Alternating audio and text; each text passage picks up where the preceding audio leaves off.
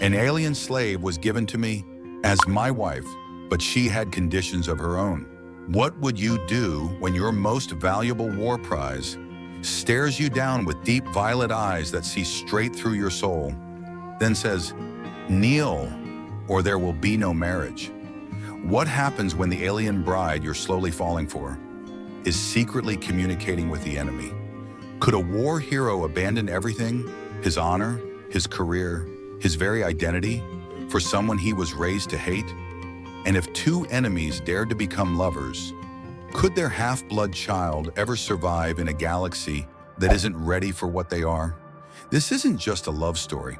It's a war between heart and duty, between a bloody past and an uncertain future, told through an impossible marriage between two worlds. In the Grand Hall of the Galactic Union, pale blue light filtered through towering arched windows. This was it, a historic day, the end of a 7-year war between humanity and the Dreyari. I stood tall in full military dress, medals gleaming across my chest, a war hero chosen to represent Earth's goodwill. My eyes stared straight ahead, chin lifted with a mix of pride and unease. No one told me the ceremony would change my life forever. The Earth ambassador stepped forward, his voice echoing through the chamber. To mark the alliance between our two civilizations, we offer the captain a very special gift. My heart skipped a beat as the spotlight shifted toward the massive obsidian gate. That's when she appeared. Vera. She didn't walk, she glided, tall, wrapped in silver violet robes that shimmered with otherworldly grace. Her skin, a pale bluish hue, glowed faintly like mist under moonlight. Hair the color of starlight flowed behind her like liquid silk. And her eyes, there were no pupils, just two deep violet voids glowing like distant stars. My breath caught in my throat. She was more beautiful than the legends, and more terrifying than any nightmare. "Captain," the ambassador announced, "this is Vera of the noble Nethera line. She has been chosen to be your bride, a symbol of unity between our peoples." A bride? An alien bride? My mouth went dry. This wasn't an honor. It was a burden dressed in diplomacy. Vera moved toward me. No smile, no fear. Her violet eyes locked onto mine, cutting through me like a blade. I felt small, like an insect under the gaze of something far more powerful. The hall fell into absolute silence. Everyone waited for that sacred moment, when our two worlds would finally unite. But instead, Vera stopped. 3 steps from me, and then, in a voice clear and cold as cracking ice, she said, "If you want me as your wife, kneel." Gasps rippled through the room. A prisoner of war, giving orders to the victor. "I am not a gift," she continued, voice sharp and commanding. "I am a living being. If you want me as your wife, then surrender the control you think you have." My face burned with humiliation. The Earth delegation around me stirred in outrage. Whispers, anger, confusion. Our ambassador looked lost for words. The Dreyari, silent, watching, unmoving. And in that split second, I saw something in her eyes. Not hatred, not fear, but challenge. And beneath that challenge, a kind of pain I didn't know how to name. Then, without fully knowing why, I dropped to one knee. Not out of submission, not out of weakness, but curiosity. Because somehow I knew this woman carried a power I had to understand. And as my knee touched the floor, I saw her lips curl into the faintest smirk. Not a smile of victory, but the beginning of a new game. The war was over, but my own battle with the alien woman now called my wife was just beginning. My apartment, once a quiet refuge after long days of battle, now felt like a foreign place. Vera stood in the center of the living room, her eyes scanning every detail of the space I called home. Her long, pale blue fingers drifted lightly across the surfaces as if inspecting them for dust. "This is our territory now," she said, her voice still cold as ever. "And these are my terms." I folded my arms across my chest. trying to reclaim whatever authority I'd lost back in that ceremonial hall. Terms? You think you're in a position to make demands? I asked, trying to sound firm, even though my pulse was racing. Vera turned to face me, her violet eyes locked onto mine, sharp and unblinking. The position of someone who made a war hero kneel in front of his peers. A direct hit to my pride, and she was right. We both knew it. Term 1, she began, voice steady, precise, more command than request. We share a bed, but we don't touch.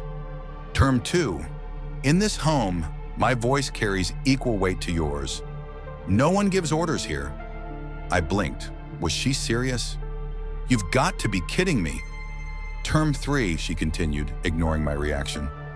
You will learn the Dryari language. I won't have a husband who doesn't understand the words I speak. It all sounded absurd. By every rule of the Union, she was my property, a peace offering. Then it hit me. I was thinking about a sentient being, like an object.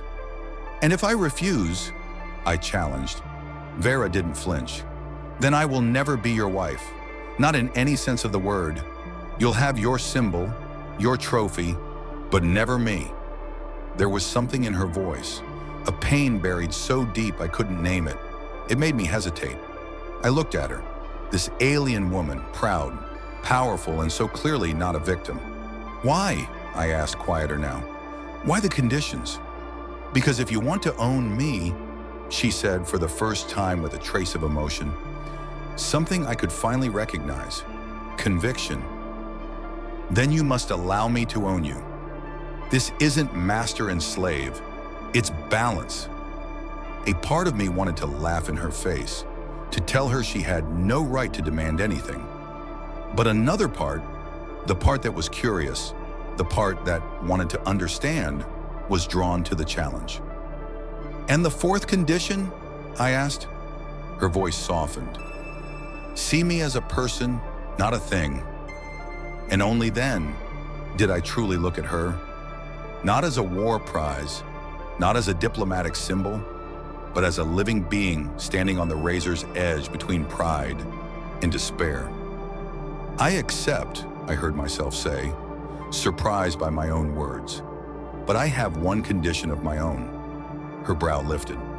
I want to understand, I said. I want to understand you, your people, why we fought at all. A flicker of surprise crossed her eyes, and for the first time, I saw it. A smile, small, barely there, like a single drop of morning dew, but it was real. Agreed, she said, and that was how our strange life began. Me, a war hero of Earth. Her, a Dryari princess, handed to me as a prize. On paper, she was my slave, but in truth, the line between master and captive blurred from the very first day. She rearranged the entire apartment, shifting the furniture to match the energy flow of Dryari tradition. She set the meal times, even the room temperature, and when I objected, she would simply fix me with those violet, endless eyes and remind me, balance. Remember? Every night, we slept in the same bed, divided by a silent boundary neither of us dared to cross.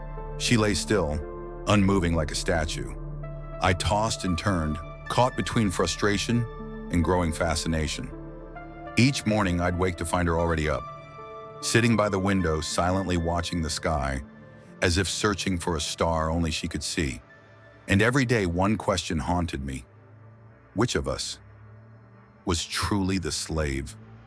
Because the alien woman I called my wife was already commanding our lives with cold precision and a quiet, undeniable power. The first week living with Vera was a war without gunfire, a silent kind of torture, no wounds, but the pain was real. Every morning she woke me at exactly 5 a.m., not earlier, not later.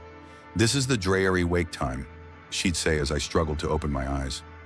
No alarm, no clock. Vera was never off by a second. It was eerie. Breakfast felt more like a sacred ritual than a meal. Everything had to be arranged in a specific order, left to right, cold to hot. We weren't allowed to eat until I recited a prayer in Dryari, a language I barely understood. Water? Only with the left hand.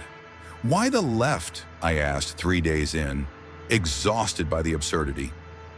Because it makes you uncomfortable, and she answered, without blinking. And that's exactly how I felt, learning your Earth customs. Language lessons were a nightmare. My tongue tripped over impossible sounds while Vera sat there, stoic, merciless, correcting every tiny mistake. No praise, no encouragement. Only cold, pinpoint precision. Wrong, she said for the 12th time that day. That pronunciation means, I am a worm crawling through dirt. Is that what you were trying to say? At work, I was a decorated officer. At home, I was a fumbling student. A failure. The contrast sliced through my pride like a knife. But the worst part? Dinner. She prepared traditional Dreary meals. Bizarre, vibrant mixtures that smelled like nothing I could name. Eat, she commanded. This is a favorite among Dreary children. I forced down every bite, struggling not to gag. Telling myself this was duty, this was peace, this was what my fallen brothers had fought and died for. On the 7th day, I cracked. That's enough, I shouted, slamming my fork down and pushing away the plate of slimy purple something. I can't do this anymore. You're turning my life into hell. Vera didn't flinch. She didn't get angry. She just looked at me, those endless violet eyes unreadable.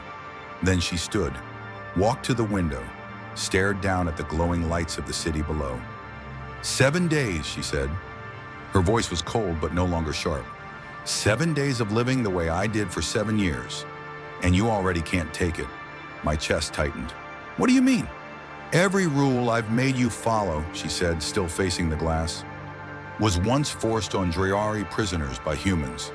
Wake at fixed hours, eat by ritual, learn a foreign language with no room for error. Everything you've hated for a week, I endured for years. I stood frozen. Not because I didn't know the truth. We all knew what happened in the camps, but because, for the first time, I saw the pain in her eyes. Not hatred, not defiance, just the quiet grief of someone who had lost too much for too long. I didn't know, I murmured. Number, you didn't. She turned, her gaze locking on mine. You don't know what it's like to lose everything. Your family, your home, your freedom, your name, and then be thrown into a world where everything you do is wrong and every word you speak is mocked. For the first time, I saw her shoulders tremble. Not from anger, but from sorrow, finally too heavy to carry. I'm not your property, she said, voice low. I am Vera of House Nithira, daughter of General Elixiar, sister of Niven, who died in one of your labs. I stepped toward her, but didn't dare touch her. Then why? I asked. Why did you agree to come here? To be my wife? She was silent for a long time. Then in a voice softer than I'd ever heard, she said, because if someone has to be the bridge, I want it to be someone who knows the pain on both sides. That night I lay awake in our shared bed, staring up at the ceiling, listening to the steady rhythm of her breath beside me. I turned my head and watched her back. Slender, unmoving, a quiet wall between us. For the first time, I didn't see her as a possession, not as a trophy, not even as a symbol of peace. I saw her as a person, someone who had survived hell and was still standing. And in that moment, something inside me cracked. The armor of pride I wore as a soldier, the wall of judgment I'd built as a victor. That night, I found myself wondering which one of us was truly stronger. By the 2nd month of this strange marriage, things began to shift. Not suddenly, but slowly, like ice melting under the steady warmth of sunlight. That night, after a tense debrief with my superiors about the progress of the marriage alliance, I came home with a bottle of expensive whiskey. Not my usual habit, but tonight, I needed something to drown the judging stares, the invasive questions about my alien wife. Vera watched me curiously as I poured a drink. A voluntary toxin, she remarked. It's all about dosage, I replied, downing a full sip. Sometimes, poison is the closest thing we have to a cure. A second glass, then a third. The room grew warmer, softer around the edges. I didn't see Vera as a threat anymore, just a strange woman in my living room. quietly reading a book in a language I couldn't read. "You drink?" I asked, lifting the bottle toward her. "Earth alcohol disrupts the Drayari nervous system," she said, not looking up. "What do you drink during your festivals?" I asked, genuinely curious, even surprised by myself. That made her look up, and for the first time, I saw something in her violet eyes. Surprise. "You actually want to know?" I nodded. The alcohol had burned away my last layer of polite distance. She stood and walked to her private cabinet, the one I'd never been allowed to touch. From it, she retrieved a small metal box, opened the lid, and pulled out a glowing blue crystal. "Crystivine," she said. "We steep it in warm water. It doesn't intoxicate like your drinks. It expands the mind, connects us to collective memory." She prepared it carefully, dissolving the crystal in hot water. The liquid turned deep ocean blue, pulsing faintly with light. "Drink," she said, handing me the cup. I eyed it warily. "It won't harm a human," she added, and for the first time, her lips curved. Not quite a smile, but close. "The worst you'll see is a few strange colors." I took a small sip. It was sweet, oddly floral, with a hint of metal. Immediately, my senses sharpened.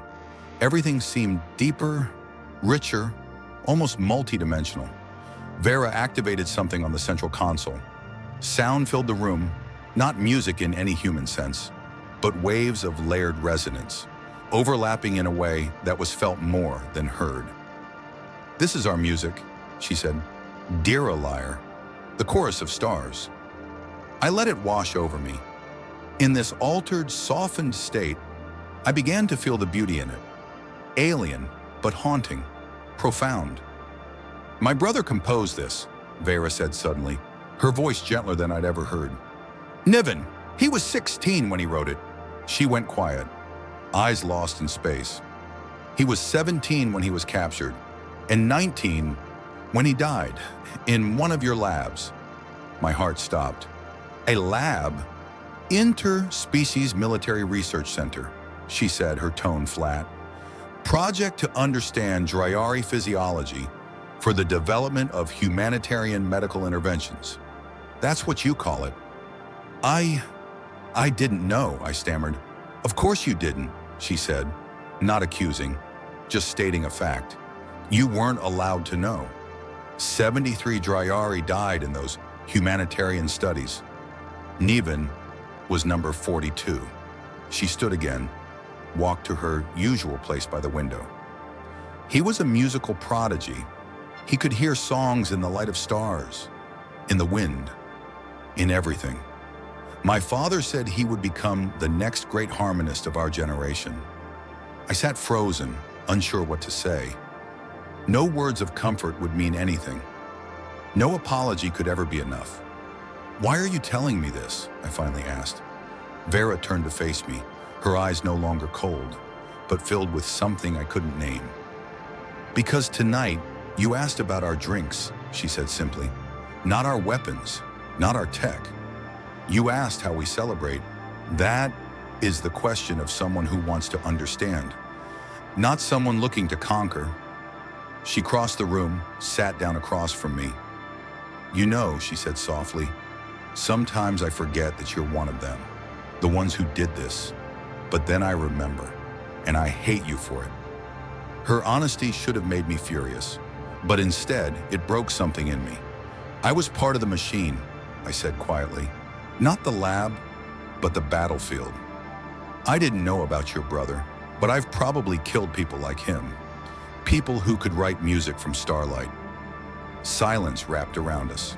The derailleur still played, now laced with a sorrow I could feel for the first time. "Tell me about Niven," I said. "Not how he died, how he lived." That night, for the first time, Vera truly spoke to me. She told me about her brother, about her family, about her homeworld with 3 sons and silver oceans. And for the first time, I truly listened. When the first light of dawn crept through the window, we were still sitting there.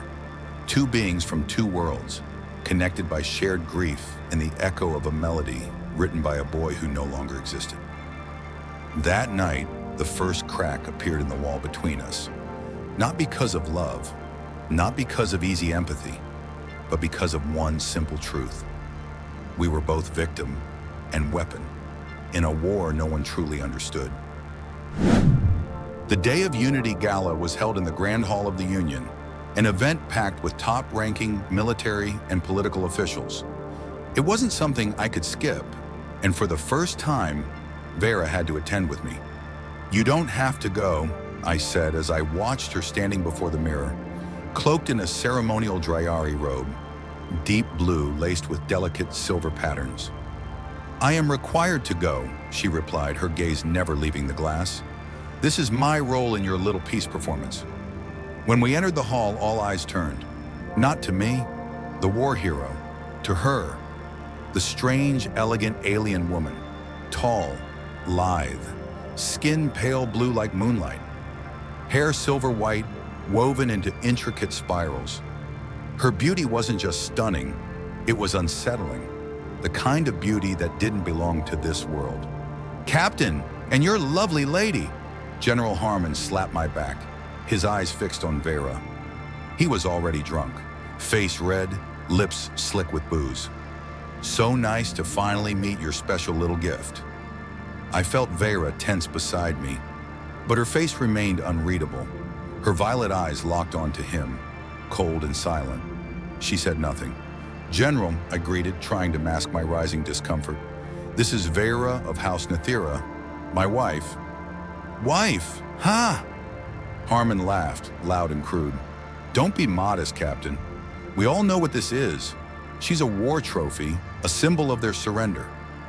I had once admired this man, had once aspired to be him. Now all I felt was disgust.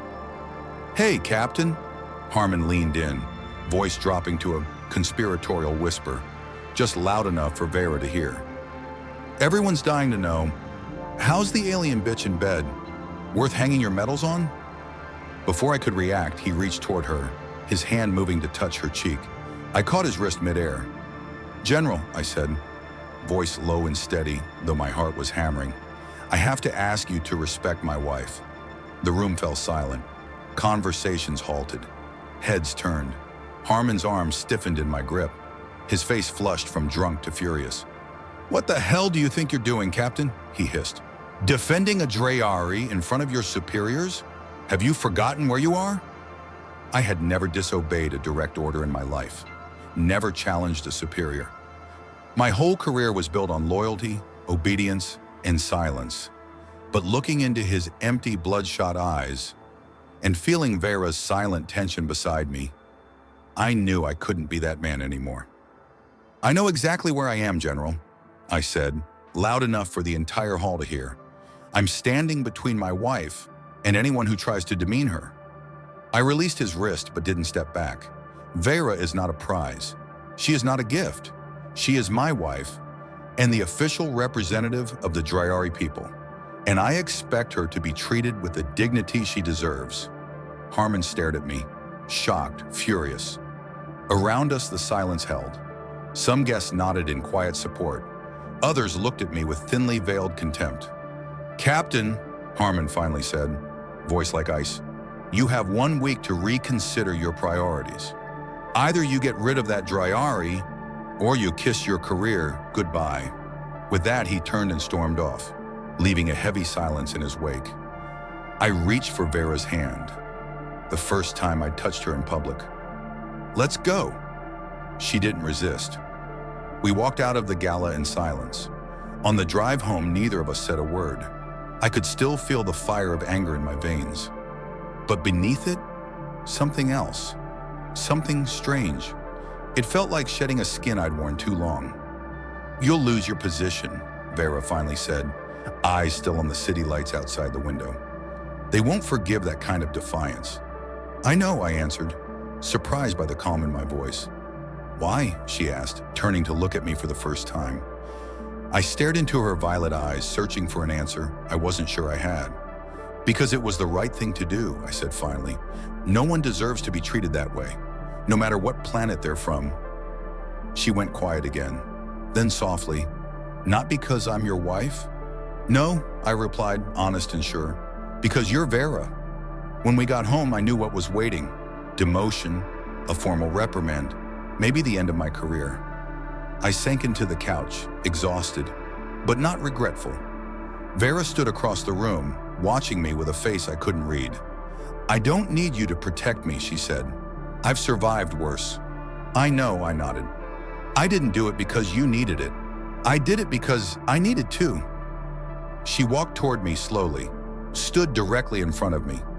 For a moment, I thought she might thank me, but instead she simply looked me in the eyes and said, "Now you understand what it feels like to be stripped of your power, to be treated like a thing, like a slave." There was no cruelty in her voice, no triumph, only truth. And in that moment, I understood. This wasn't about protection or proving something. This was about understanding, a raw, soul-deep understanding that the world I'd defended was far more broken than I'd ever dared to admit. And maybe, just maybe, the alien woman I once called a trophy was the only one who could help me see that. "So what now?" I asked, not expecting an answer. "We live," Vera said simply, "and we keep learning." That night, for the first time since she arrived, the distance between us in bed didn't feel like an ocean. It was still there, but now it felt like a river we just might, one day, find a way to cross. A week after the gala incident, just as expected, I was demoted, second lieutenant, 2 ranks down from captain, the shining arc of my career, now just a faint question mark. Strangely, I didn't feel regret. Every morning I still reported to Central Command, just to a smaller office with less critical tasks. And every night I came home, to the same apartment, to Vera, still distant, but in some strange way, closer. That night, a power surge from a solar storm knocked out the city grid. Our apartment sank into complete darkness, lit only by the faint glow of emergency lights scattered across the skyline. I stood by the window, watching the darkened city, broken by occasional sparks from backup generators, when I felt her presence behind me. "We'll have power back in a few hours," I said, not turning around. "This isn't unusual." My words caught in my throat. She stepped beside me, and in the dark, I saw it. Her skin, normally pale and soft, now shimmered with a gentle, bioluminescent glow, a soft aura of moonlight and mist. She looked like a ghost sculpted from starlight. "Andrea," she said, her voice barely above a whisper, "we never fear the dark. We carry light within us." Her violet eyes glowed in the dimness, fixed on mine. For the first time, she didn't maintain the usual distance. "I've never seen this," I said, awe in my voice. "Your skin..." "Biological response," she explained. "In daylight, it's unnecessary. In darkness, it keeps us safe, connected." We stood there in silence, staring at each other. She was no longer something strange to observe. She was extraordinary. Not frightening, not alien, just different. And then, something I never imagined happened. Vera stepped closer, slowly, deliberately, as if part of some sacred ritual. She raised her hand and placed it on my chest, right over my heart. It was the first time she had ever touched me. Since the day she arrived, the physical line between us had never been crossed. "I want to know," she said, voice soft but firm, "do human hearts feel pain?" The warmth of her palm seeped through my shirt. My heartbeat quickened beneath her touch and her question. "Yes," I said, my voice raw. "They do. Sometimes, so much it feels unbearable." "Prove it," she whispered, her violet eyes locked on mine. I took a breath and said something I'd never said to anyone. The truth, raw, unfiltered. "I killed 37 Dreyari on Daloth Prime," I said, each word heavy as stone. "Not in battle. They had surrendered. But the order was clear, no prisoners. So I executed them. All of them." I paused, eyes burning. "I got a medal for that, for something I hate myself for. So yes, Vera, human hearts do feel pain. Mine hurts every damn day, for what I did, for what I became." Her hand remained on my chest, but now it wasn't an experiment. It felt like a bridge between her pain and mine. Doloth Prime, she repeated, her voice trembling. My brother, Niven, was there before they took him to the lab. I might have, I said, not hiding, not running. I didn't know their names. They were just the enemy, until they weren't, until it was too late. Silence fell, heavy with truth, but she didn't pull her hand away. She kept it there, like she was listening to the beat of my heart through her fingers. Do you hate me? I asked, and for the first time I was afraid of the answer. I hated you for a long time, she said, not bitter, not cruel, not for who you are, for what you represented, but now, she paused, searching for words. Now, I don't know, she admitted. You're not the man I thought you were. We stood there in the dark, connected by touch, by truth. I had never felt so exposed, not physically, but soul deep. Do you believe me now? I asked softly. Vera didn't answer with words. She looked into my eyes, those deep starlit violet eyes, reflecting the soft glow of her skin. In that silence, there were 1,000 things unspoken, things she couldn't say, because trust isn't gifted in a single moment. It's built brick by brick, day by day, choice by choice. When she finally pulled her hand back, the space between us no longer felt like a chasm. It felt like air, a space meant for breath, still there, but no longer a wall. I don't know if we can ever fix what's broken, Vera said, her voice like wind through leaves. But maybe we can learn to live with the cracks. And maybe through those cracks, the light can get in. It was the first time she said we, not as a political entity, not as a staged alliance, but as two souls trying to find meaning in the wreckage of war. When the lights flickered back on, her glow faded, but something remained, a spark between us, a light we had lit together, and somehow, I knew it was one that no darkness could ever truly extinguish. Things began to shift after that night the power went out. Not suddenly, not dramatically, just quietly, subtly. Breakfasts were no longer silent rituals. Now we talked, sometimes even really talked. The space in the bed still remained, but it no longer felt like a wall.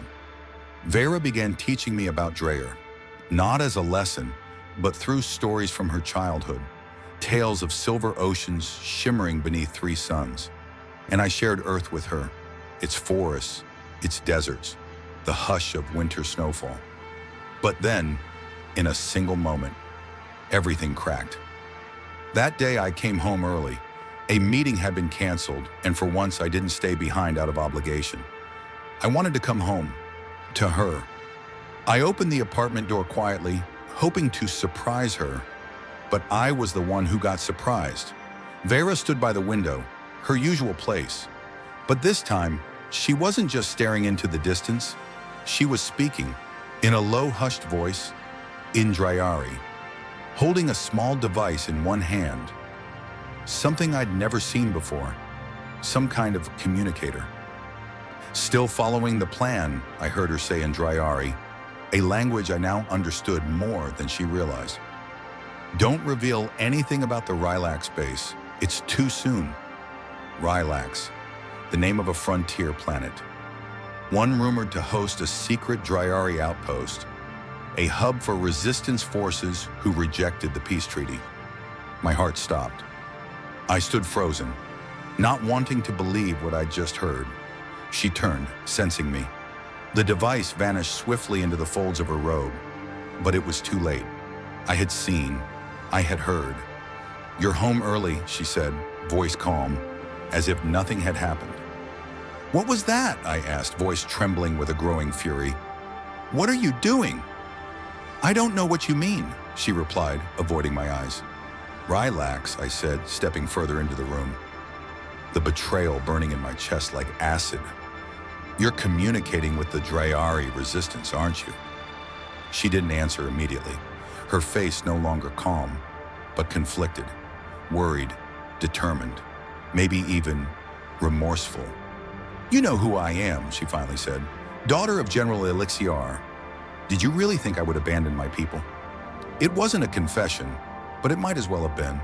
All this time, as I opened up, as I shared my truths, as I let myself care, she had been a spy, using her position, using me.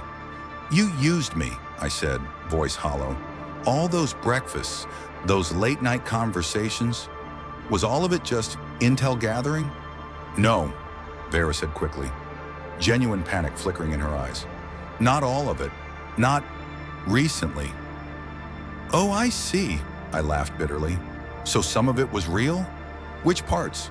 Should I guess which touches were staged and which ones weren't?" She shook her head, stepping closer, but I stepped back. "That's not what it was," she said. "What I do for my people and what I feel about you, they aren't mutually exclusive." "Not mutually exclusive?" I snapped. "You're a spy, Vera. You're relaying military information to our enemy." "Enemy?" she shot back, voice sharp. "Or survivors who refuse to accept the fate forced upon them? Like my brother, murdered in your labs. Like the 37 you executed on Doloth Prime." Her words hit like blades, and beneath the anger, a deeper pain stirred. Guilt, shame. "I have to report this," I said quietly. "You know I have to." "I know you think you have to," she replied, her voice calm again. "And I won't stop you. I only ask for one thing. Let me speak, one last time, before you decide." I stood there, caught between duty and something far more complicated. Something I still didn't dare name. "Say it," I said. She took a breath, then spoke slowly, each word careful, intentional. "The information I'm sharing, it's not about base locations or attack plans. It's about people, Dreyari prisoners who are still alive, their conditions, the ones suffering the most so we can prioritize who to rescue." She stepped closer. This time I didn't move away. "I also tell them about people like you, humans who are beginning to question, who are starting to see us not as threats but as people. I'm trying to build bridges, not burn them." "By lying to me?" I asked, still bitter. "By waiting," she said. "Waiting for you to be ready to see the bigger truth. That real peace isn't one side surrendering while the other wins. It's when both sides keep their dignity." She lifted her hand, and this time I let her touch my face. Just a gentle touch, but full of meaning. "I want you to live and understand," she whispered, "not win and forget." I stood there, torn between everything I'd ever been taught and everything I'd learned in these months with her, about truth, about justice, and maybe, just maybe, about love. A love messy, painful, and unnamed. "I need time," I finally said, stepping back. "To think, to decide." "I understand," Vera nodded, her violet eyes shimmering with emotions I couldn't begin to name. "But don't take too long. Time doesn't wait, not even for us." And as I turned and walked out of that apartment, my chest heavy with a choice I knew would change everything, I realized something. Maybe that decision had already been made. Maybe it was made the moment I knelt before her on that very first day. The moment I stopped seeing her as a prize and started seeing her as Vera. All of her, complicated, contradictory, and beautiful. I wandered the rain-soaked streets for hours, torn between duty and emotion. Every step weighed down by a question I couldn't answer. Do I do what's right by the rules, or what's right by my conscience? By the time the first light of dawn broke through the clouds, I had made my choice. I went home, not to report, not to accuse, but to talk, to find a path forward for both of us. But the moment I opened the door, I knew I was too late. Vera was gone. No note, no sign of struggle, just absence, like she'd never been there at all. And yet, her scent still lingered in the air. The faint trace of flowers that only bloomed on Dreyar, a fragrance I now knew better than my own breath. I rushed to her closet and threw it open. Empty, except for one thing, a small purple metal pendant, the only gift I'd ever given her, on the day I realized I'd never given her anything. I held it in my hand, and I knew exactly what I had to do. I had to find her before it was too late. For the next 48 hours, I barely slept 4. By day, I reported to command, pretending nothing was wrong. By night, I searched, combing the city, calling in every favor, chasing every whisper. And then, a name surfaced. A Dreyari detainee had just been transferred to the Union Detention Center. Voluntarily turned herself in, accused of espionage. My heart stopped. It had to be her. It had to be Vera. Using what little authority I had left, I requested an interview. For intelligence gathering purposes. They didn't deny me, of course not. After all, I was her husband. Who better to interrogate the alien spy? The detention center was cold, not the kind you feel on your skin, but the kind that comes from complete isolation. No color, no sound, just endless white walls and artificial lights that never turned off. When the cell door slid open, I saw her, sitting upright on a metal chair. Her silver white hair was no longer braided, but it still shimmered under the harsh light. And her violet eyes, still unwavering, still fearless, locked onto mine like the first day we met. "Vera," I whispered, my throat tight. "You shouldn't be here," she said, her voice calm. "They're watching." "I don't care." I stepped closer, only stopping when she shook her head gently. "Why?" I asked. "Why did you do this?" There was a long pause, then finally, "Because it was the only way," she said softly. "They already knew about Rylax. Not from you, from someone else. They were looking for the source." My heart pounded. "So you confessed?" I admitted part of the truth, she corrected, that I had communicated with the Dreyari resistance. But I didn't tell them what I shared, or that you knew. I shook my head, unable to understand. "You could have run. You could have escaped. You could have been safe." Vera gave me a small smile. "And let you take the fall. Let them investigate, discover you knew, that you hid it, they'd call it treason." Her words hit me like a punch. She had surrendered herself to protect me, to keep me safe, to preserve my freedom. "I don't need your protection," I said, my voice cracking. "I can take responsibility for my choices." "Maybe you can," she replied, softer now. "But I couldn't let that happen. I'd rather sacrifice myself than watch them strip you of your honor." I dropped to my knees in front of her. I didn't care about the surveillance cameras. Didn't care who was watching. "Why?" I asked, my voice breaking. "Why would you do this for me?" She looked at me, not as a prisoner, not as a spy, but as a woman, looking at the man she cared for. "Because you were the first to kneel for me," she whispered. "The first to stand up for me. The first to see me not as a symbol or a trophy, but as Vera." I couldn't breathe. I wanted to touch her, to pull her into my arms, to swear I would get her out. But I knew any promise now would be a lie. "They'll sentence me in 3 days," she said quietly. "Wartime espionage. You know what that means. Execution. Or worse, experimentation, like what happened to her brother." "I won't let that happen," I said, my voice low, resolute. "I don't know how, but I won't let them hurt you." She looked at me, her eyes full of things I couldn't name. Fear, gratitude, and something deeper, something stronger. "Don't do anything reckless," she warned. "Your life means more than mine." "Not to me," I said without hesitation. And in that moment, under cold lights and unblinking surveillance, we both understood what had always been between us. This wasn't fairy tale love. It was messier, more real, more painful, built on loss, on truth, on seeing one another, fully through all the barriers. "Time's up," a voice called through the speaker. I didn't want to leave, but I knew I had to. Not to give up, but to begin. "I'll be back," I said, standing. "I know," she replied, her voice soft. "You always keep your word." As the cell door slid shut between us, I knew what I had to do. Not as a loyal officer, not as a decorated soldier, but as a man, willing to risk everything to save the woman he loved. A love that crossed planets, crossed allegiances, crossed the lines between slave and master, enemy and ally. And as I walked out of that detention center, the plan had already begun forming in my mind.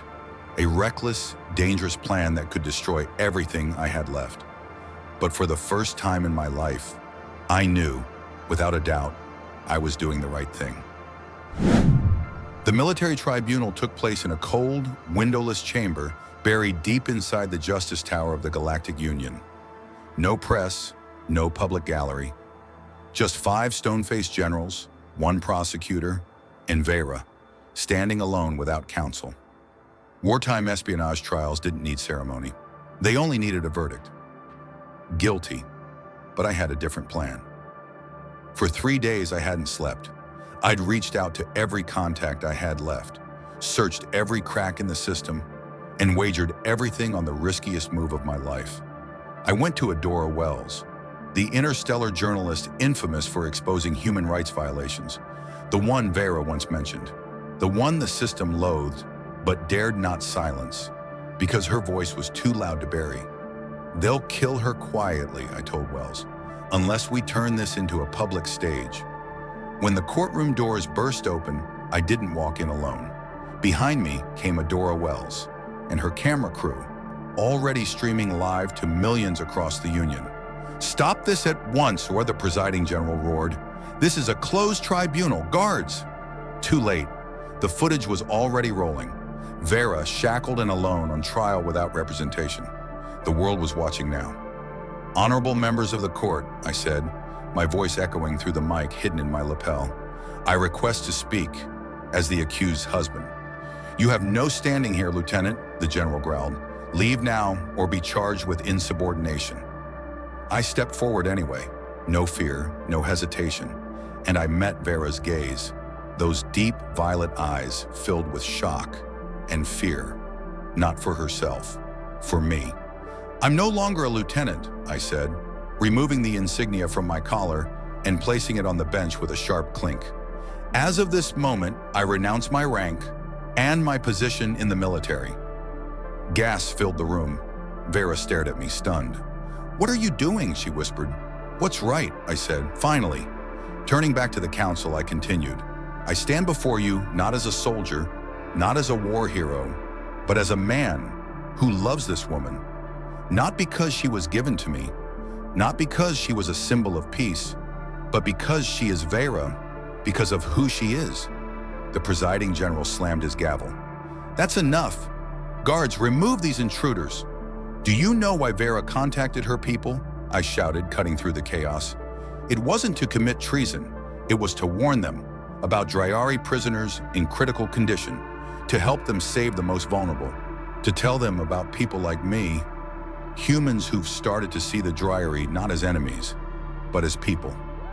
The guards were closing in, but Wells' crew kept filming, kept streaming. "Vera isn't a spy," I said, each word like a vow. "She's a bridge. She's the one fighting for real peace. Not peace through conquest, but peace through understanding." I walked to her, stood beside her, and pulled something from my pocket. The small violet pendant she once left behind. "I ask that our marriage be recognized," I said clearly, "not as a political arrangement, not as a prisoner exchange, but as a bond between equals, freely chosen." Vera looked at me, eyes glistening. "You'll lose everything," she whispered. "No," I said, smiling, genuinely without fear. "I'll finally have everything." The courtroom erupted into chaos. Guards rushed forward. The generals shouted orders, but it was too late. The footage was live. The truth was out.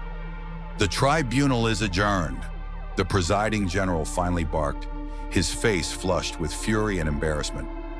As we were dragged from the room, I held Vera's hand, tight, and for the first time she held mine back. Over the next 48 hours, our story spread like wildfire across the Union. "Free Vera, Nyar Love Not War." They lit up the network feeds. Protests formed outside the Justice Tower, with voices from both Earth and Drayar united for the first time. Behind closed doors, panic took root. The government, cornered by public outcry, scrambled for a face-saving way out. And then, 7 days after we stormed that courtroom, the official announcement came. Due to insufficient evidence of harmful espionage, Vera of House Nathira is to be released. But we knew the truth. It wasn't justice, it was damage control. Yet it didn't matter, because she was free. When Vera stepped out of the Justice Tower, no chains, no guards, no trial pending, a crowd of thousands was waiting. Cameras, journalists, supporters. And I was there, front row. No uniform, no rank, just a man waiting for the woman he loved. She walked straight toward me. No hesitation, no fear. And then in front of 100 lenses and 1,000 hearts, she knelt.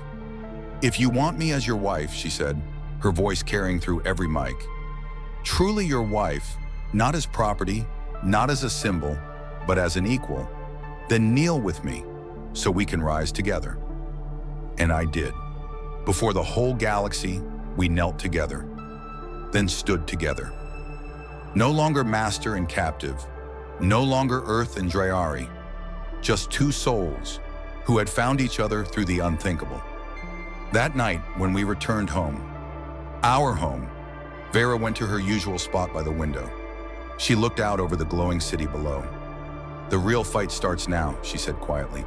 "They won't give up power easily. They won't stop seeing us as threats overnight." "I know," I said, standing beside her, without distance this time, "and we'll face it, together." She looked at me then and smiled. Not a fleeting smirk, not a guarded twitch of the lips, but a full, radiant smile brimming with hope. "Together," she repeated, and for the first time, there was no doubt in her voice. Outside the window, the city shone bright, and above it, in the sky we both shared, Earth and Dreyer spun around the same sun, separate but bound by the same light. I walked to her, stood beside her, and pulled something from my pocket, the small violet pendant she once left behind. "I ask that our marriage be recognized," I said clearly, "not as a political arrangement, not as a prisoner exchange, but as a bond between equals, freely chosen." Vera looked at me, eyes glistening. "You'll lose everything," she whispered. "No," I said, smiling, genuinely without fear. "I'll finally have everything."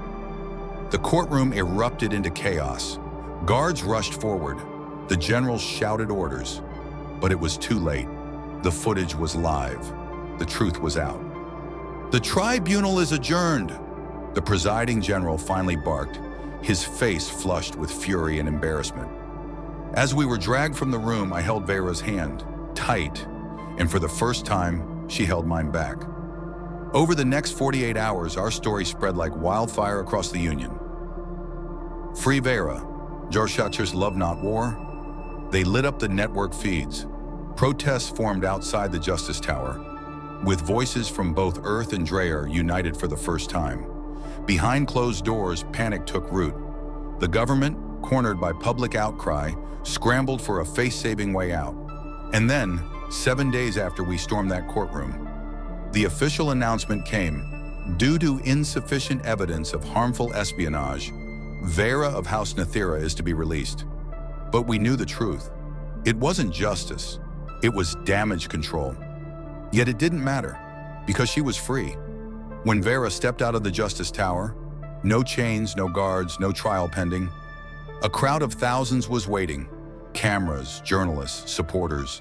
And I was there, front row. No uniform, no rank. Just a man waiting for the woman he loved. She walked straight toward me. No hesitation, no fear. And then, in front of 100 lenses and 1,000 hearts, she knelt. "If you want me as your wife," she said, her voice carrying through every mic, "truly your wife, not as property, not as a symbol, but as an equal, then kneel with me, so we can rise together." And I did. Before the whole galaxy, we knelt together, then stood together. No longer master and captive, no longer Earth and Drayari, just two souls who had found each other through the unthinkable. That night, when we returned home, our home, Vera went to her usual spot by the window. She looked out over the glowing city below. "The real fight starts now," she said quietly. "They won't give up power easily. They won't stop seeing us as threats overnight." "I know," I said, standing beside her, without distance this time, "and we'll face it, Together. She looked at me then and smiled. Not a fleeting smirk, not a guarded twitch of the lips, but a full, radiant smile brimming with hope. Together, she repeated, and for the first time, there was no doubt in her voice. Outside the window, the city shone. The power of a story doesn't lie in its ending, but in the ripples it leaves behind. And our story? It didn't leave ripples. It started a tsunami. What happened in that courtroom wasn't a conclusion. It was a beginning. Millions watched as I stepped down from my rank for Vera. Millions witnessed the moment we knelt, then stood together as equals. And millions began asking themselves, if a decorated war hero could see a Dreyari not as an enemy, but as a person, why couldn't we? Adora Wells didn't waste the moment. She launched an exposé series that cut through the Union like a scalpel. She pulled back the curtain on the darker truths behind the so-called peace accord, on prisoners of war, forced marriages, and the humanitarian experiments that both sides had tried to bury. Vera and I became the unofficial faces of a rising movement. No more chains. It wasn't rebellion. It wasn't a revolution. It was a call, simple and clear. Treat every sentient being with the dignity they deserve. War doesn't end when the guns go quiet, Vera said during our first interview with Wells. It ends when we stop looking at each other as enemies. At first, the Union government responded with silence, then denial, then outrage. But the truth, once spoken aloud, refuses to die, especially when others begin to speak too. Former prisoners from both Earth and Dreyar stepped forward. Earthborn women handed off to Dreyari generals like bargaining chips. Dreyari men forced into labor camps on distant moons. And worst of all, the children born from these unions, carrying the blood of both worlds, yet claimed by neither. 6 months after the courtroom incident, the pressure finally reached a boiling point. The Union Council called a special session to re-examine the terms of the peace treaty. Vera and I were invited, not as criminal and defender, but as advocates for a new kind of peace. We're not asking you to tear the treaty appabright, and above it, in the sky we both shared, Earth and Dreyar spun around the same sun, separate but bound by the same light. 10 years have passed like a storm-filled dream since the day we held our real wedding. 10 years of progress and setbacks, of hope and disappointment, of triumphs and hard truths. The world doesn't change in a day, or even in a decade. Yes, laws were rewritten, walls were torn down, but prejudice, the kind that's etched into the bones of a generation, is harder to dismantle than any structure of stone. Still, through all of it, something miraculous happened. Something neither Vera nor I had ever dared to imagine. Naira, our daughter. Born 7 years after our true marriage, she was the impossible made real. Science had said it wasn't possible, that humans in Dreyari couldn't conceive. Too many biological gaps, too many genetic walls. But like every part of our story, Naira didn't care what was impossible. She had her mother's pale green skin, but warmer, touched by earth. Her hair was jet black, not silver like Vera's or brown like mine. And her eyes, one human brown, one deep Dreyari violet. She was the perfect blend of both worlds, a living reminder that even the deepest divides could be bridged.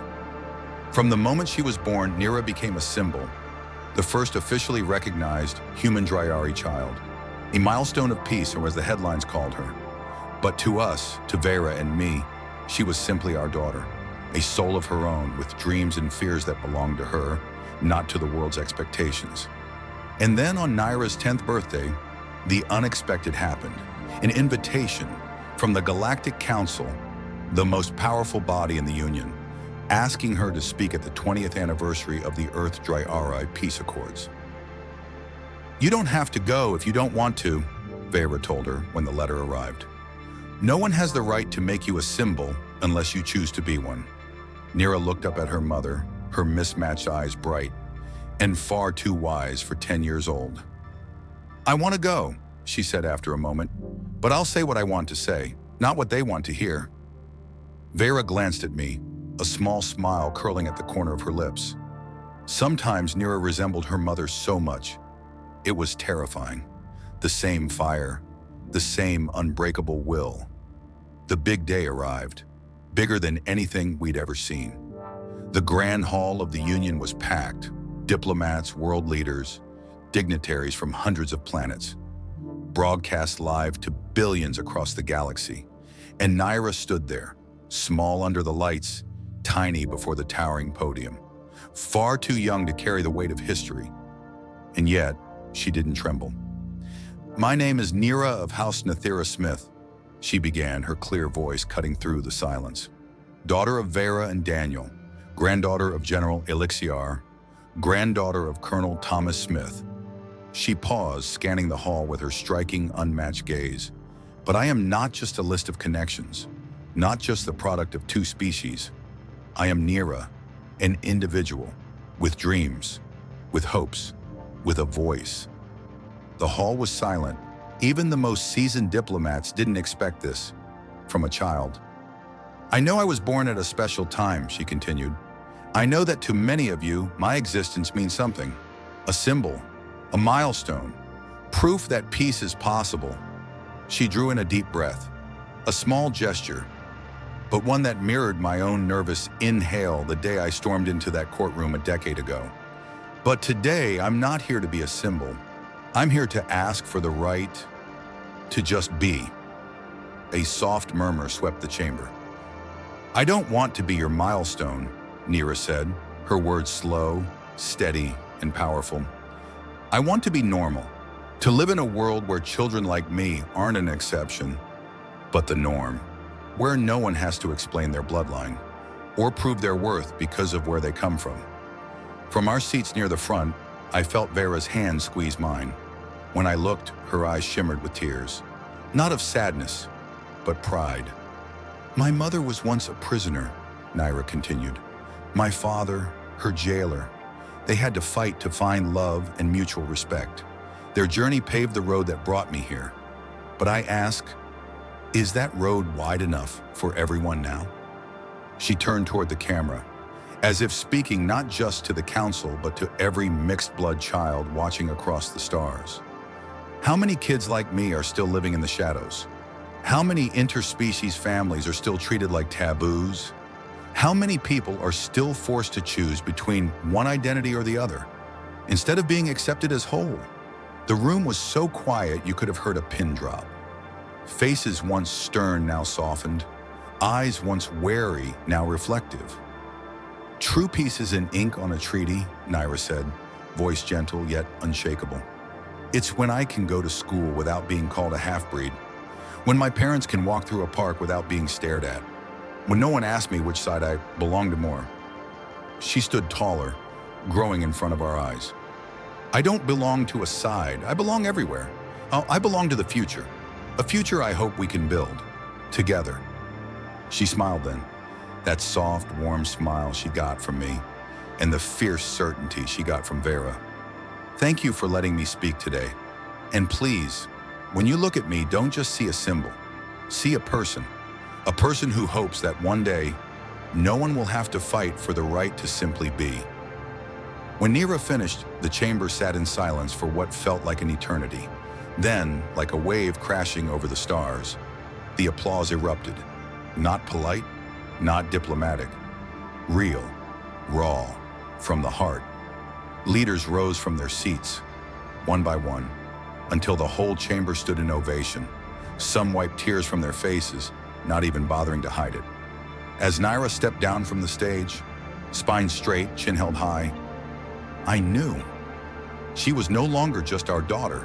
She was her own voice, strong, clear, unafraid. Vera embraced her when she returned to us. I saw her whisper something in Drayari. A mother's pride, too intimate for translation. When Nira turned to me, I could only wrap my arms around her. Tight, wordless.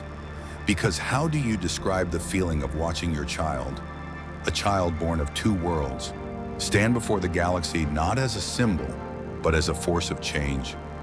"You were incredible," I finally managed to say, my voice rough with emotion. Naira smiled, her eyes, one brown, one violet, shining. "But I only told the truth, Dad," she said, her voice calm. "Wiser than 10 should allow. And the truth is always the most powerful weapon we have." Looking at her, I understood something. This child, born of a love that defied everything, might change the world in ways even Vera and I had never dared to dream. And maybe, just maybe, that's what peace really means. Not the end of something, but the beginning of something entirely new. The night after Naira's speech, we returned to our small home. A quiet settlement on the border between Earth and Dreyer. A place that belonged to neither world, but felt like home for those of us who had found love across the stars. Naira was already asleep, tired but proud, content after the biggest day of her young life. Vera and I sat out on the balcony, staring into a sky full of stars. From where we sat, we could see both suns, the warm blue glow of Earth's and the faint violet shimmer of Dreyer's. Two distant lights burning across the same sky. "Do you remember the first day we met?" I asked, squeezing Vera's hand in mine. "How could I forget?" she smiled. "I made you kneel in front of every superior officer you had. And after that," I said, kissing her hand, "you made the next 10 years of my life completely unbelievable." She looked away, eyes reflecting the starlight. "Do you ever regret it?" "All the things you gave up for me?" "Not for a second," I answered. "I gave up a life of blind orders for one filled with meaning and love. I think I won." Vera was silent for a while, then softly, "I wrote to my mother." That stopped me cold. The subject of her family had always been sensitive. Her father, General Elixir, had never forgiven her, and her mother had chosen silence. "What did you write?" She pulled a shimmering slip of Dreyari parchment from her pocket. "I thought you should read it before I send it." She unfolded the letter. The script was elegant, flowing like water. "To my beloved mother, I hope this letter finds you in peace and health. It's been 10 years since we last spoke, and I've become someone you may no longer recognize. I've been a prisoner, a reluctant wife, a spy, a traitor, and now the mother of a child born of two worlds. I once thought betrayal felt like death, but I've learned that some deaths open doors and some pain is the beginning of new life. I didn't fall for Daniel because of who he was, but because of what he dared to become, a man who faced his own darkness and stood for what was right. I know Father sees my love as betrayal, but I stayed loyal to something deeper, to truth, to love. And when our daughter stood before the Galactic Council, I knew I had chosen well. Naira is not a half-breed. She is the future, a future we can still help build if we're brave enough. I don't ask for forgiveness, only that you know. I remember the three suns, the silver seas, Niven's music echoing through our home. I hope someday you'll meet your granddaughter. She has the eyes of both our worlds, but a heart bigger than either. Your daughter, Vera." When I looked up, my eyes were wet. I couldn't speak. "Is this really how you feel?" I whispered. "Every word," Vera said softly. "You changed me, Daniel, in ways I'll never undo." "And you changed me," I said. "From a soldier who followed orders to a man who questions everything and finally sees the complexity in every soul." A soft sound caught our ears. Naira stood in the doorway, drowsy-eyed but awake. "I couldn't sleep," she murmured. "Can I sit with you guys?" "Of course, sweetheart," Vera said, smiling. She curled up between us, eyes lifted to the sky above. "Where's your home, Mama?" she asked. Vera pointed to a pale purple star. "There, Naira. Dreyer, where the seas are silver and the sky has three suns." "What about yours, Dad?" I pointed to a soft blue star in the other direction. Earth with blue oceans, white clouds, and green forests. Naira looked between them, then back at us. She smiled. "So where's my home?" I placed a hand on her shoulder. Vera leaned in on the other side. We wrapped our arms around her. "Your home," I said, "is wherever you choose it to be, and anywhere we're together." Naira nodded, then leaned her head against my chest, still staring up at the stars, dreaming. "I think," she whispered, "one day I'll visit both. And maybe I'll find a new place, a place for people like us." "You will," I said, pride swelling in my chest. We sat there, the three of us, a family forged not by duty or war, but by love that crossed every line drawn by fear. From inside, the soft melody of Dear Liar floated out Niven's music, still echoing, its layered chords wrapped around us, carrying the weight of history and the hope of something new. And beneath the song, I heard something else, 3 heartbeats, slow and steady, beginning to sync. As the stars burned above us and the music cradled us in its arms, I understood something. This was peace, not silence after gunfire, not a signed document, not a symbol or ceremony, but this: a man who was once a soldier, a woman who was once a prisoner, and a child who was never supposed to exist, sitting under the stars, sharing the past, living the present, and dreaming of the future. A future that would still hold challenges, but one that brimmed with hope, because if we, Vera, Naira, and I, could exist, then maybe nothing was ever truly impossible. Maybe the most miraculous thing about love isn't its ability to cross galaxies, but its power to erase the distance between hearts. The story of Vera and Daniel was never just about a romance between a human and a dryary.